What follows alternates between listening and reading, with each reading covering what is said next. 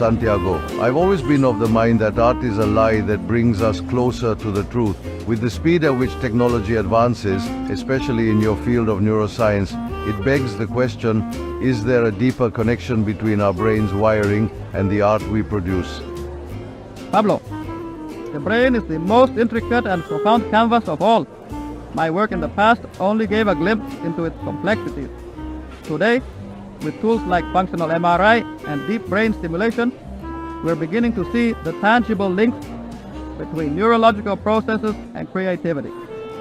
Humans, while not the only creative beings, manifest creativity in unparalleled depth and breadth.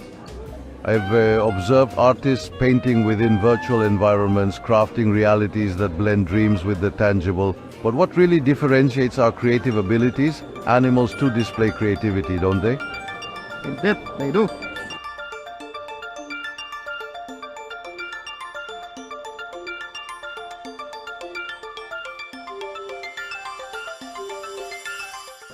Santiago, have you ever considered, how surreal this very conversation is? Here we are, two figures from history, brought to life and conversing in an era not our own. It did cross my mind. Our existence here is a testament to the very convergence of art, science, and technology we've been discussing.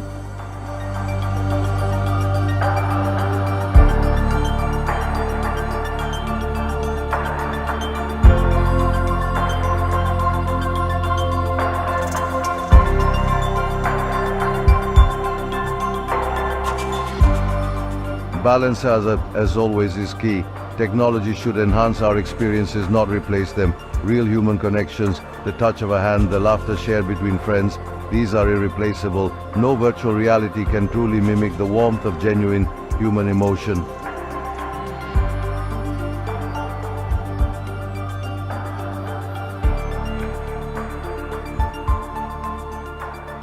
To think that we have been reimagined using the very innovations we speculated about. This proves that the boundaries of creativity and understanding are ever expanding.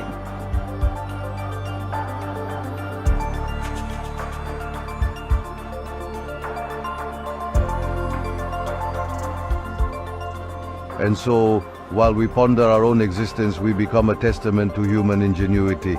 We are in essence a work of art and science combined. Here's to hoping that our presence serves as a beacon for the boundless possibilities of the future. Indeed, Pablo, to the past informing the future and to the wonders yet to come.